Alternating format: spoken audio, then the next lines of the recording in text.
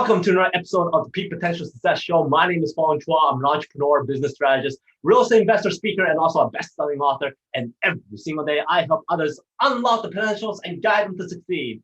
Today, I have another amazing individual. She is part of a group that I'm part of. And once I got to know her, I thought, wow, this person is absolutely amazing. She's done so many amazing things, so much phenomenal things that I go, you know what, I need to have her on my show. She's gone from one industry to another industry to another industry, and now she is absolutely beaming and shining in her current industry, and something that we all absolutely need. Now, she is also part of the business development at Dash Supplemental. She has become a top agent of this place, and not only just a top agent, but the top agent at the #1 team in Canada as well. She has won lots of awards, the Rookie of the Year. She's also gotten the Top Performer of the Year, and she is a diamond status at this company. So please welcome the amazing CANDACE MYERS. Thank you so much. Yeah, I'm so excited to be here. Hey, thanks for being here. How's your day been? Of course. Sorry? How's your day been going? Oh my gosh, it's been amazing. How's your day? Always good, busy, and productive. Yes, productive is key for that. Enjoying this heat wave we have right now? Yeah, it's the second time coming. I know. I head off to BC tomorrow, so I get a double whammy of heat waves. Oh, nice. Well, it's probably going to be a little bit more moist there, so you're going to get that nice breeze too, right? So. Yes, absolutely. Well, before you head off to BC, got a few questions for you, and I want you to share some of your experience, your story, and all that kind of stuff. So, yeah, people who don't really know who you are, give us a little bit of a back history of who you are, what you did to become the amazing person you are today. Oh, thank you. Yeah. So, well, grown, born and raised in Alberta. So Alberta girl, born and raised, and grew up just in a really small town outside of Edmonton. So always kind of had that, dreams and ambitions to like get out into the world and do things. And, luckily was introduced to traveling really young by my family. So always kind of had a taste to get out of that small town. And it's kind of funny because my mom always used to make fun of me and said I sounded like a John Wayne movie saying, I can't wait to leave this town. And of course, that's before my time, so I didn't really get the joke then. But as soon as I graduated school, moved to Calgary as soon as I turned 18. My mom thought it was a joke. She's like, okay, see you next week. Never came home since. But yeah, went out to Calgary and kind of on the search of what am I going to do? What's the next steps? And within 2 days, started my first sort of real job, you could say. Working for a marketing company. And at the time, it was a door-to-door sales gig. So that's really fun in our Alberta winters. But yeah, we were going door-to-door and selling Shaw service to clients. So that was my first job, first commission job, door-to-door sales. So kind of got thrown into the world of sales pretty quickly on. And I honestly loved it as much as door-to-door is something I would never want to do again.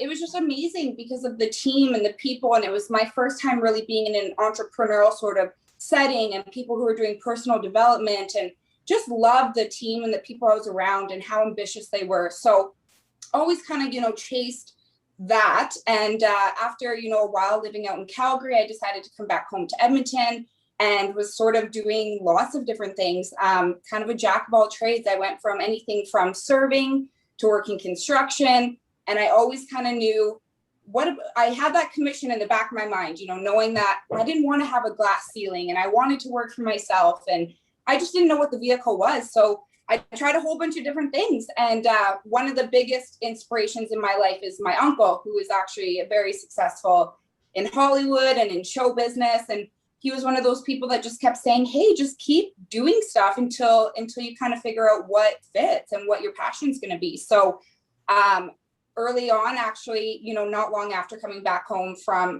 Calgary, I was still quite young, early 20s, and started my first position in the car industry. So got a job as a finance assistant, had no idea anything about cars, about finance, nothing, and worked that for a few years till I was presented with the opportunity to go with a manager at the time and go and start a brand new department at a different dealership, basically thrown into it, doing the job of like 6 people. I did all my own buy-ins and the selling and the advertising and the financing and basically front to back. So did that for quite some time. And it was probably one of like the best and worst experiences, just because It taught me to be really hardworking, to have a thick skin.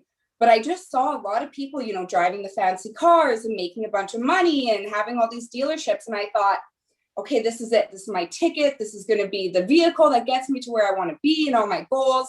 And I just realized after a while, like, I'm still working for somebody else and I'm still making somebody else's dreams come true. And I wasn't being rewarded off my effort. I was just a number. And so that was kind of difficult. And so I had it for a long, long time in my mind that I wasn't going to be in the car industry forever. And then about 5 years ago now, a good friend of mine, he actually presented to me about a company that he was working with, which is funny enough, the company I'm working with now. But he was selling this amazing accident and sickness protection. And he said, I just want to show you what it is. And I thought, you know what, you're my friend. Of course, I'm going to support you. I was like most people, super skeptical, but I was, if he was selling water to me, I was going to buy his water just to support. So he had come over and had shown me, what he was offering. And like most people, I had my blinders on. I stuck to what I knew. And it just so happened at that time period in life, my brother was just coming off of chemo treatment. So when I saw the plans, I thought, I want to get a critical illness. This is something I need. This is really great. Still never in a million years, still working in the car industry, not thinking this would be a new opportunity for me. And it took him quite some time, probably 3 years, until he sat me down again and said, Candace, you need to see this. So I opened up my eyes again. And I looked at what he was offering, and we went through the process, and I purchased some more protection for myself, right? Because it kind of educated me on, you are your best asset at the end of the day. So went through that whole process again, like most people, never thinking it was gonna happen to me, or I would need to use any of these plans. And I ended up about 2 weeks later in the hospital having appendicitis. And of course, working in the car industry, if you're not working, you're not selling cars, you're not really making a living, right? So luckily I had this protection. I was open-minded enough that he showed me, I got paid. Still never in a million years thought I would work with the company. It took me a couple more years of just being a really loyal client and referral partner to him, that I got, an unexpected turn in life. Again, I got a phone call that, most people, the phone call that nobody ever wants to get, right? So got an unknown number. It was really weird that day. I remember thinking, I don't know who this is. I'm not going to answer it, but that feeling I should answer, and pick up the phone. And it was a Calgary number. And they said, your dad's in the hospital. He's on a ventilator. You need to get down here. And so, of course, me living in Edmonton at the time, he was in Calgary. I made it to Calgary in record time and didn't have a clue what was going on. It was super surreal. We had just chatted the day before. Really crazy story how that all happened too. It was kind of a serendipitous moment that he ended up at the doctor's. He hadn't been to the doctor's in 20 years. So I wasn't even listed as a contact. They had to kind of chase me down. It was kind of wild. His boss made him go into a doctor. And as soon as he went to the doctor's office, he actually went into respiratory failure. So it was a pretty wild experience. And then going through that process, we did what a lot of people do. We were doing the GoFundMes and fundraising. And, he spent about 3 months in the ICU, medically induced coma. And so luckily, yes, he pulled out of it, of course, and we started making his next steps and the next plans. And the big sort of mic drop moment for me was he also has a lifelong best friend battling a terminal cancer. And his only wish to me was he wanted to go fishing with him one more time.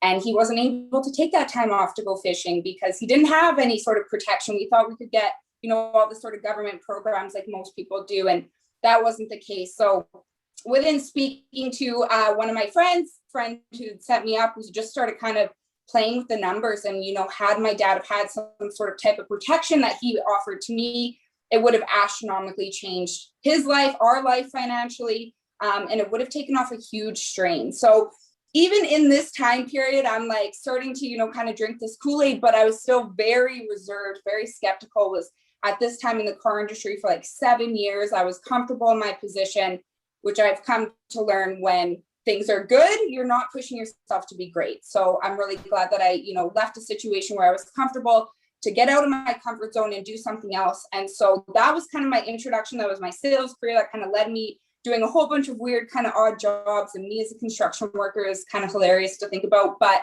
it led me to everything. It just kind of worked to where I am now and working with this company that, I started as a client with. And Yeah, it's pretty amazing. It's a 100-year-old company. And so something I had never heard about, something that I just knew going into it, I was like, I don't know if I'm going to be good at this. This is a huge risk. It took me going to a lot of meetings to really even have the trust and belief, in the company for me to even work with them initially.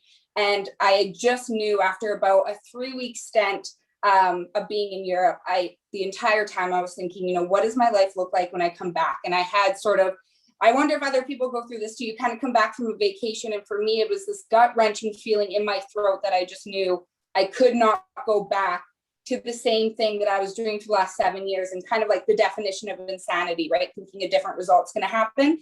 And I thought, you know what, I'm going to take a chance going into business essentially for myself. I trusted in the person that was bringing me into the business. He's like, I'm not going to leave you hanging ever high and dry. And I just had the belief going into it. I said, I know that this product works. I know how many times, with my brother going through cancer treatments, my dad unexpectedly being sick, how many people could use this. And so I went for it with that. I quit my job and started doing my licensing. The moment I have my license, I said to my general manager, I'm sorry, I'm leaving you high and dry, but I have an opportunity. I have to go to Calgary. I have to go to the sales school.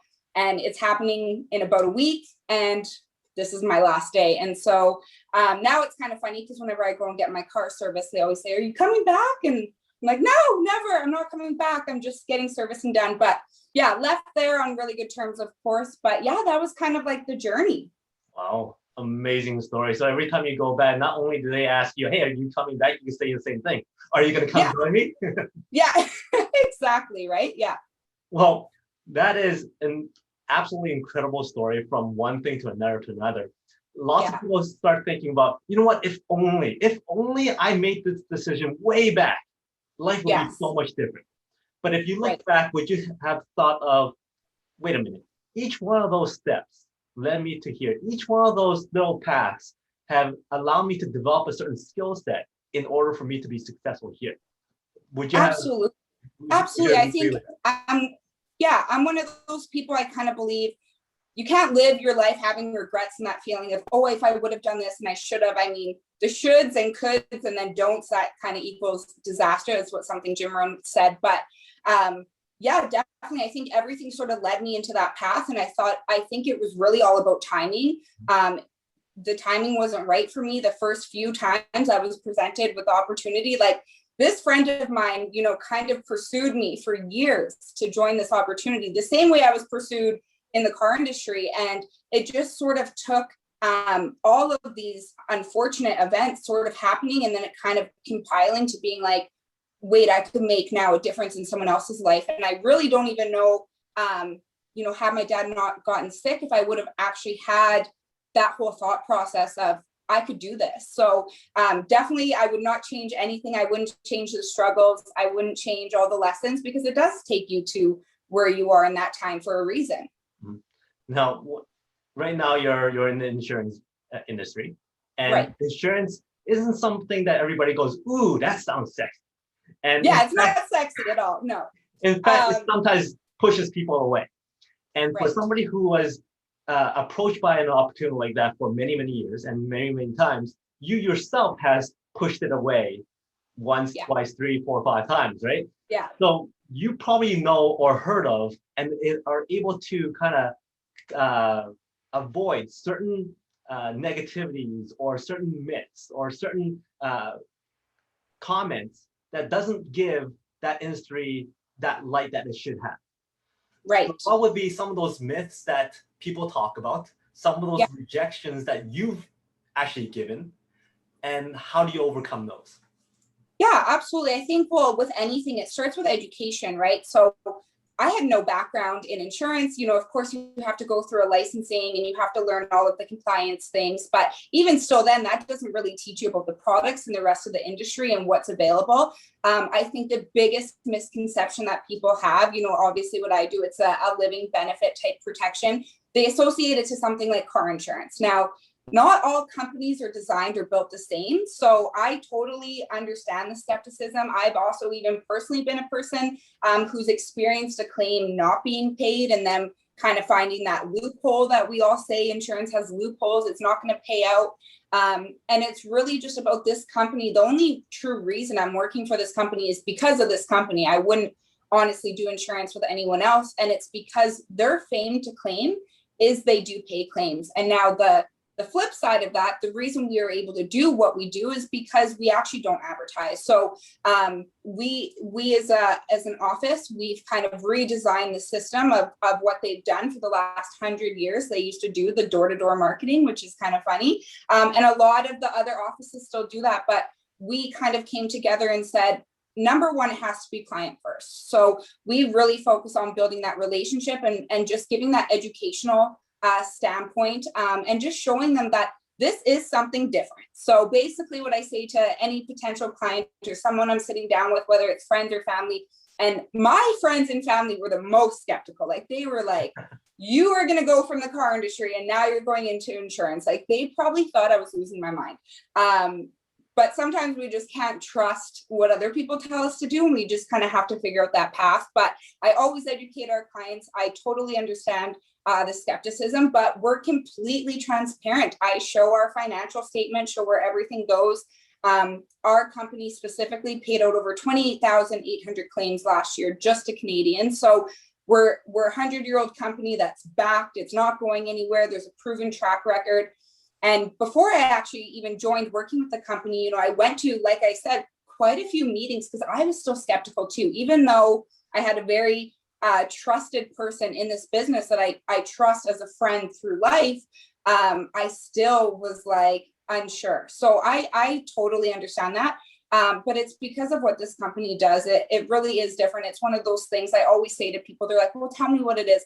No, I need to show you because it's basically take what you know about insurance, throw it out the window. Specifically, people are always worried about, well, when I claim, my rates are going to go up. That's something we've eliminated. Rates don't go up. They offer unlimited claims because it is a true living benefit type of coverage. There's just so many features and benefits. Like we cover families at a discount, which is insane. I don't even know if the company realizes like that is unheard of. So they just do things. And to be honest, every single one of my clients, whether they, become a client initially on that first, sort of conversation, or if it's down the road, maybe it's not the right time for them. I always remember myself as a client. I wasn't ready to go all full bore at one sit down. I needed a lot of exposures, which I just kind of take that pressure off and just say, here's this education. It's something you really need to learn about. Here's all the reasons why. Here's all the people that have benefited. And truly they say, where was this when XYZ happened? How come I don't know about you guys? This is Canada's best kept secret. So that fuels me, that keeps me going. And I came to learn, through these meetings before I even joined with the company, who the founder was. And that kind of changed everything. So this company was started by a guy named W. Clement Stone.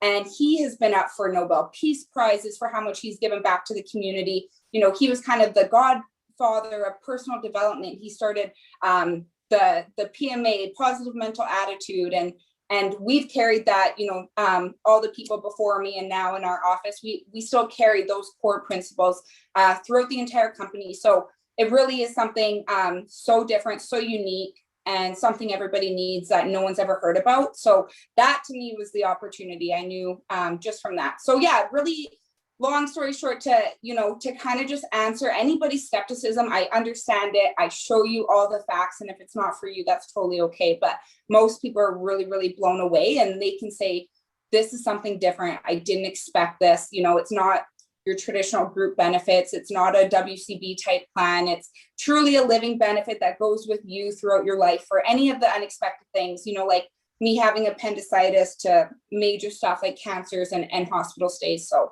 yeah, that's what I do. I just educate. Nice. Now you mentioned a few times within that answer there about relationships and how you work with your clients. And that is one thing that I find a lot of people are concerned about. Yes, they get educated. Yes, they get that initial talk. And then they're thinking, wait a minute, when I do need something, I'm left to fend on my own. But I would really appreciate about you and your company is that you actually have kind of like coaching sessions with your clients so that they are able to go through the policies or they're able to understand what they need. when they need it. So they're not dependent on Absolutely. their home. I make it very available. I make myself available to my clients if they ever have questions. We do, every 3 to 6 months, we do a review of coverage, make sure everybody's still understanding what it is they purchase, what the value is behind it, so that they know it's not just another bill payment. This is, protecting yourself as your best asset, protecting your future, protecting your children. One thing that's really unique, with our coverage, it stays with children, even if their health changes. So it's kind of like a savings plan for your children if God forbid something happens to them. And the big thing is I help our clients throughout that claims process. It's also very simple. It's just a few pieces of paperwork, which is also unheard of in an industry, right? It doesn't take a year like maybe a vehicle accident claim might, and lawyers and things like that involved. It's actually a very simple, streamlined process.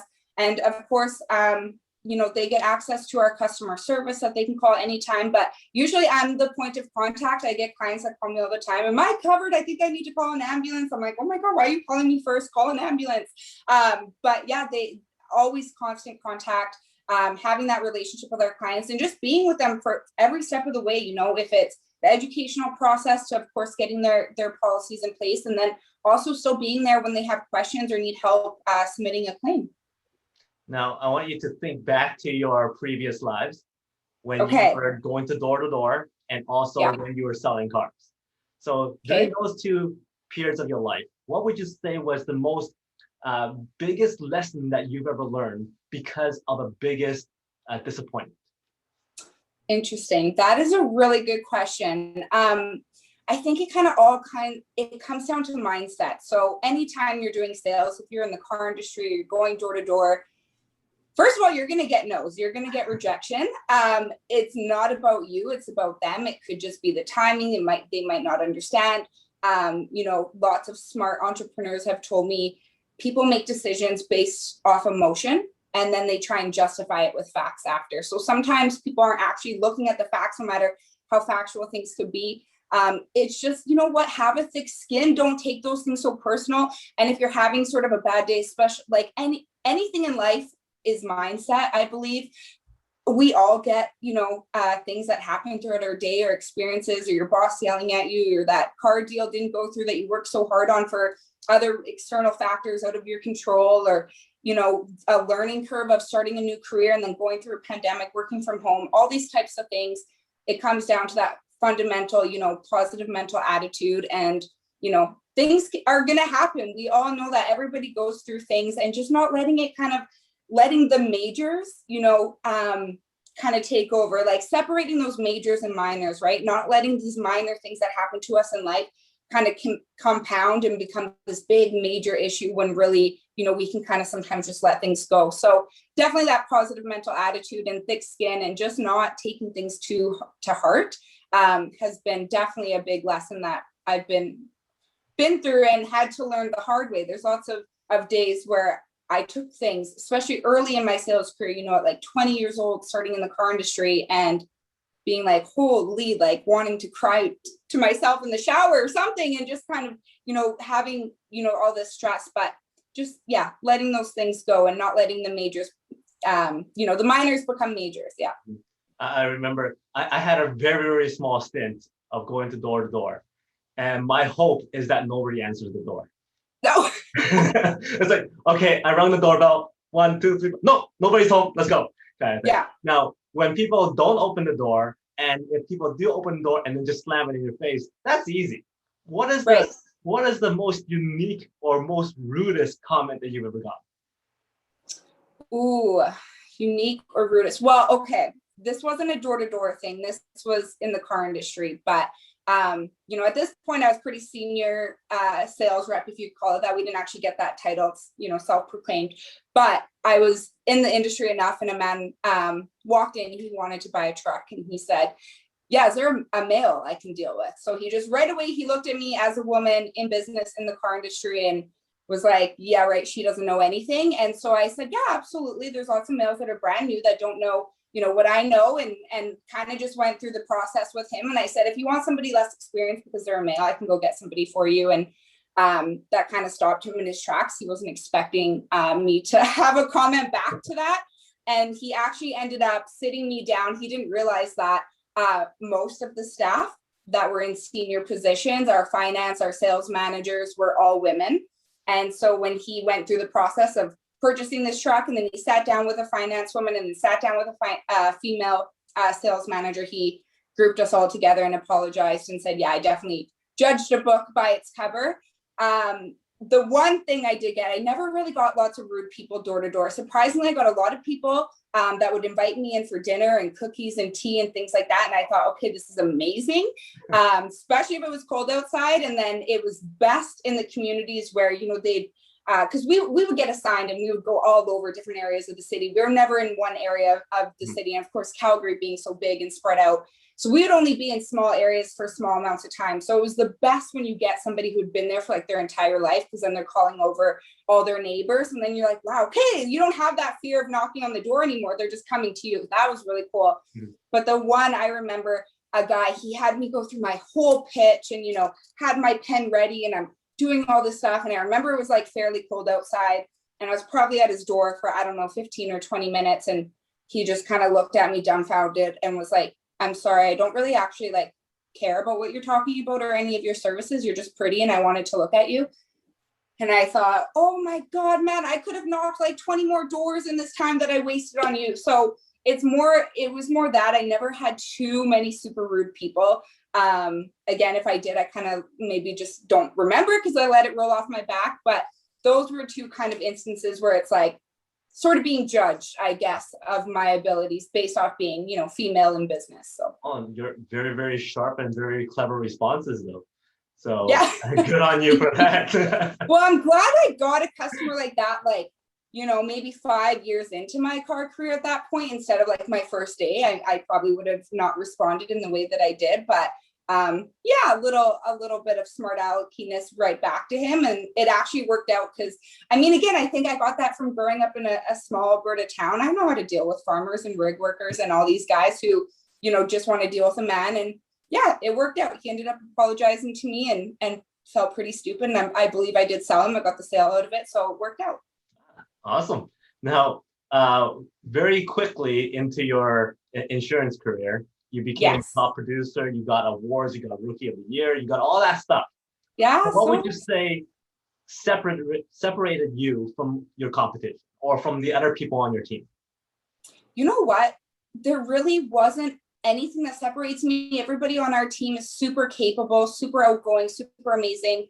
I just followed the system. I think a big part of, like I've said, sales and really anything that you're doing is your mentality.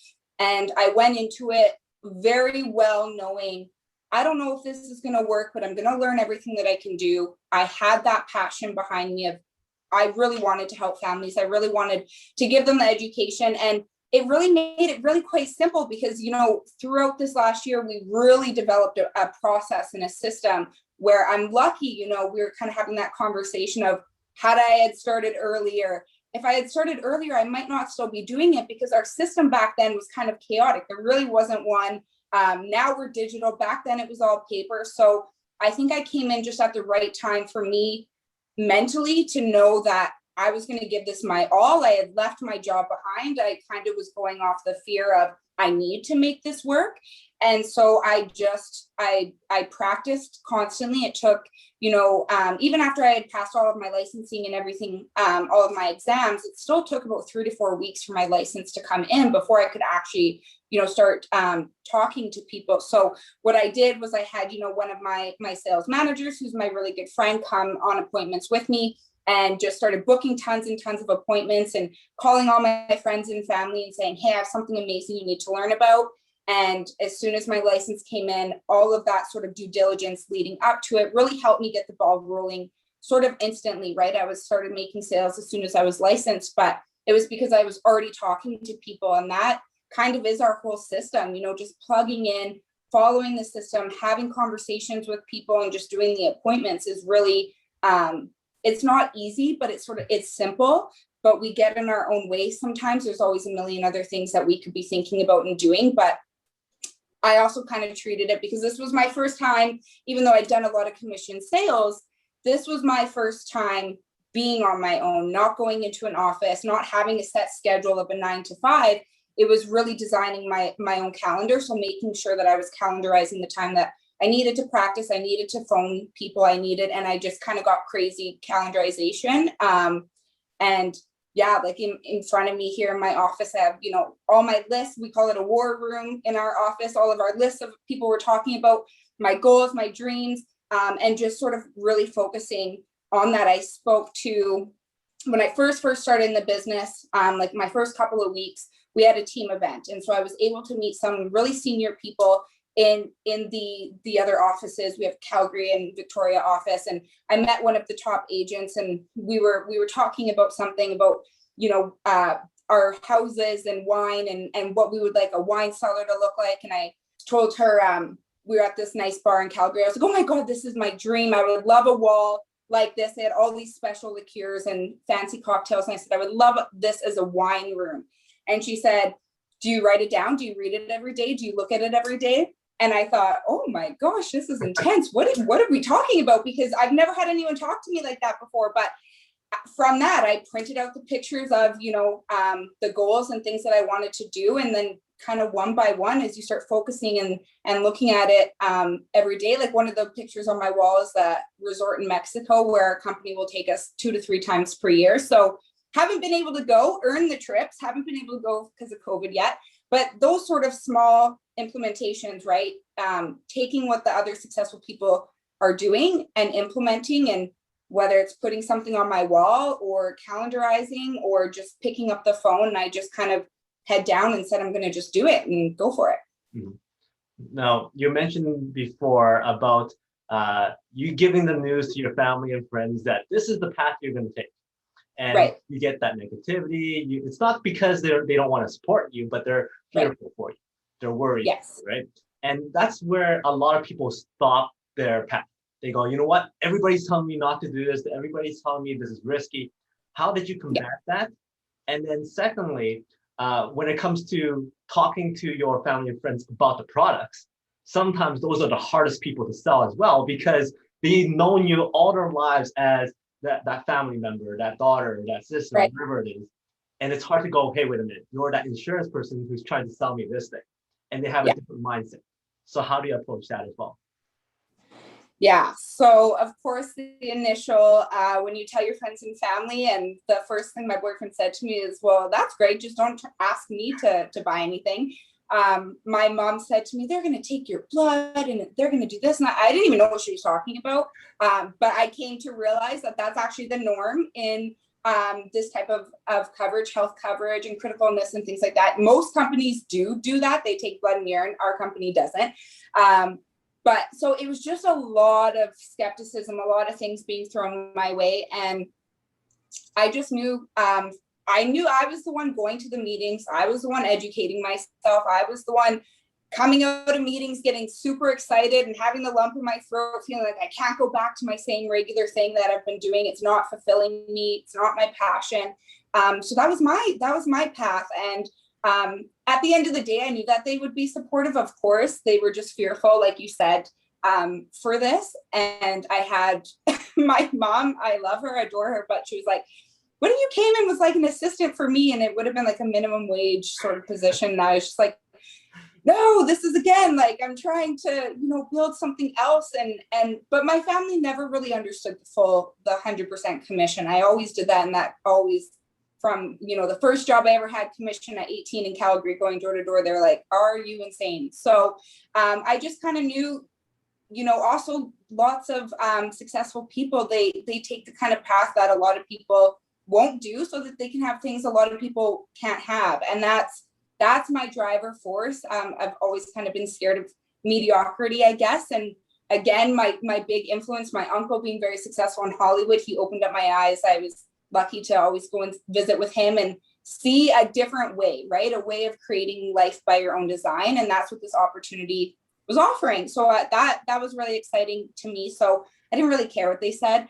And then as far as, approaching friends and family, I mean, I've been in the business for coming up on 2 years, and there's still friends and family that are, not ready, but a lot of them were really supportive as well. But it it took some time, and it took a lot of falling on your face and saying certain things to people and kind of making them mad at you and saying, you know, oh, is that the only reason you want to talk to me now? And you're like, okay, I did that weird. So yeah, it's a learning curve for sure. But honestly, like having my team is the biggest thing, because we're always trying to help each other out, feed off of each other, what's working, what's not. We're always debriefing. But I definitely am one of those people who took a totally different route with my friends and family than a lot of maybe other people did. I was very like, you need to learn about this because, you know, I care about you, and you know my experience, and you know my family, and you know what we went through. So, and at the end of the day, it's 15, 20 minutes. And if you say no, we're still friends, we're not, it's fine. So that was kind of the approach. But yeah, some people, it definitely just takes time. And exactly what you said, they don't see you as a professional. They see you as their friend or their family member, their daughter. And it's kind of fun to prove people wrong when you start winning and you're getting recognition and you're getting prizes and things like that. And now all of my friends, you know, coming up on I'm about a year and a half, almost 2 years into the business, they're all really proud and excited for me. So yeah, full circle. Awesome. Now, for somebody who's so successful in what she does right now, if you had to sum up sales in a simple equation, what would that formula or equation be?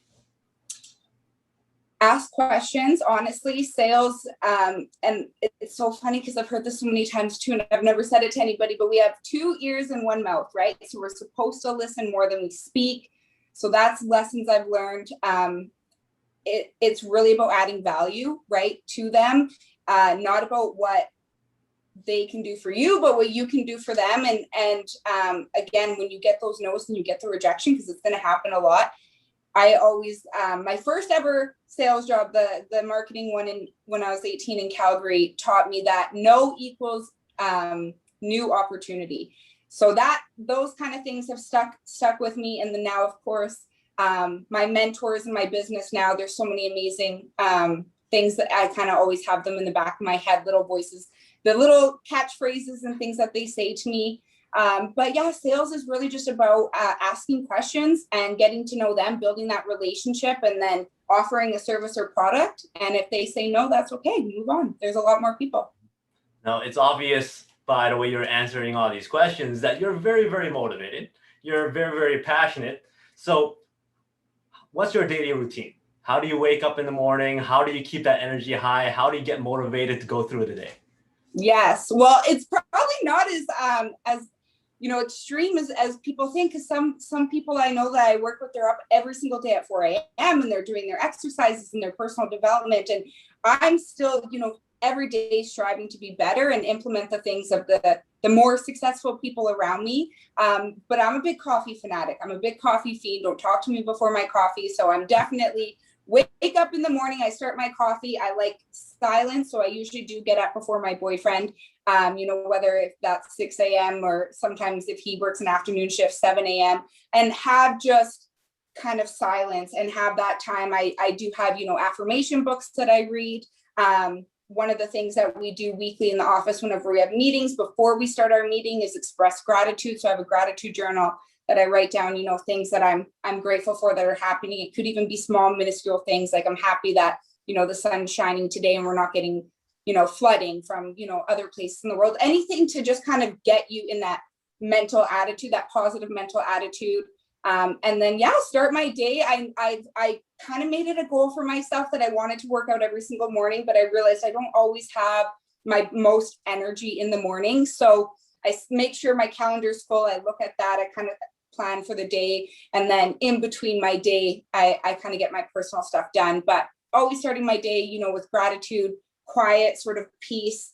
I'm not one of those people that is like, boom, the music on. I have lots of friends that's like, music on in the morning, dance party. I'm like, no, I like kind of quiet serenity, slowly wake up, enjoy my coffee and express gratitude for the day. And then of course, fitting in, you know, you got to fit in that, the personal development and your workout routine and your family time and your quality time and stuff. But I try and make sure that everything I want to get done in a day is that comes priority. And then the sort of personal stuff is second. Now, if you were given the opportunity to stand on the world stage and you have the next few sentences, few minutes to tell everybody in the world one very important message that you want to share, It could be with regards to either business, life, whatever it is. What's that one message that you want everybody to remember? Oh my goodness, these are good questions. Oh, the one message. That's really tough. Well, I would say definitely always be a student, right? A lot of successful people, they say you are the 5 people you surround yourself with. So try and spend most of your time with people that are doing better than you. I'm definitely not the most successful person. I'm definitely not the smartest in the room. So always trying to be with people that motivate and inspire me to be better. So yeah, that's what I would say. Always be a student, keep growing, keep adapting. The one thing that I've heard recently that's just so amazing is you can't reach your greatness if you're good. So a lot of people are like, I have such a good life. I'm comfortable. My life is good, but it's not great. So, that would not be a few sentences. It's really hard to choose, but, I guess the whole thing I'm trying to say, it comes down to just keep trying to be the best version of yourself. Right. And, the people that you love and respect sometimes the most, whether it's your friends or your family or teachers or whoever, they might not be the best in directing you on what you should do with your life, right? If I would have listened to every person that I respect that would have told me, no, you shouldn't do something, I would not have done half of the things and it wouldn't have led me to where I am. So trusting yourself and just keep learning and trying to be the best version of yourself. Awesome. Great words to live by. Now, yes. Before I let you go, I got 5 quick questions for you. Okay. Be the first thing that comes to mind. Now, because you say you love coffee, yes. Starbucks calls and goes, you know what? We want to name a drink after you. What would that drink be? Is it cold? Is it hot? What does it have inside? Is there like chocolate, whatever? What's that drink about? So yeah, I'm a vanilla lover. I love my vanilla lattes and cappuccinos. So maybe like a Candace's cappuccino, something along those lines. I don't know. We would have to play with that, but I think it would be hot. I'm not a super like whipped cream and sprinkles type of person. I like my coffee to taste like coffee. So it would definitely be like a latte cappuccino, something like that. That would be amazing. All right. So you picked up your drink. You're going to go off on a road trip. You're going to drive there. But this one song is stuck over and over and over again. Now, it's a long trip, so what song are you okay listening to throughout the entire time? Ooh, I'm a huge 2000s like R&B fan, so if it was like Jennifer Lopez, Ja Rule remix, I'm good. We can sing along all day. All right. You're stuck on a desert island, and you have a choice of one food for the rest of your life with no consequence. What would that be? One food, no consequence. I'm supposed to avoid gluten, so it's going to have something with gluten in there. No consequence. Like if it's not going to the thighs, I'm not having a heart attack. Ooh, I would probably stick to like, I was going to say pizza, but that's a bit too generic. I would want like Thai food with, or Indian. Give me all the naan bread. Very nice. Monopoly called, and they go, you know what? We want to make a Candaceopoly. Okay. You get to choose the 5 items that are the playing pieces that people choose. So what are those 5 items that represent you the most? That represent me. Wow, these are tough. Okay, trying to just go like first thing that pops into my head, right? Okay, well let's have a little like we need Candace's cappuccino in there, so we're gonna have a little cappuccino cup. What else would we have? I say you should always be learning. Even though, I didn't go to post-secondary, I mean, learning in any way that you can, whether it be personal development, whatever it may be. So maybe like a little graduation cap. 3 more. Okay, I'm a huge animal lover. I have like an obsession with orcas. So maybe like a little like killer whale. What else? Love to travel, airplane. 5th one. Maybe like a little like heart piece for, your family and friends and the people that mean most to you. Very well done. Last question. What is success like? Like, give me a number between 1 to 4. 4. 1, 2, 3, 4. So how is success like a garden gnome? Okay. Success is like a garden gnome because, garden gnomes are little and they're stuck in one place. So you might be looking up to something that feels unattainable. I'm trying to relate this here. So it feels unattainable. Garden gnome's got the, you know, big pointy hat. You just got to keep looking up. You got to keep moving forward and moving towards to whatever your goal is. So does that help? Is that would that be what a success for a garden gnome? Whatever comes first, right? So it's all good.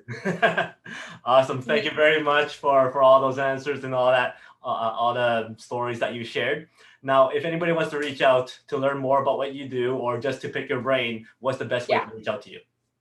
Absolutely. I don't know if we're going to include like a little link or anything like that. Of course, we have a website, which is -supplemental.com. But the best way is always email or text. So I could always include that information. But yeah, if it's easier for people, -supplemental.com. There is a number that will connect you to one of my team members, and you could just ask to speak to me. Awesome. Any last words from you? Thank you so much for having me on. This was so exciting. Awesome. I'm truly honored that you asked me, because I know you have interviewed some pretty amazing people from all walks of life, and you have such an amazing story too for yourself. So super honored that you asked me to be on. Awesome. Well, it was great having you, and it was a lot of fun. You have a lot of energy, and it's always nice having that energy because it's a lot more fun to listen to. So thank you very much for that. So for everybody else, she is Candace Myers. My name is Fong. Until next time, today is the day to unlock your peak potential. We'll see you later.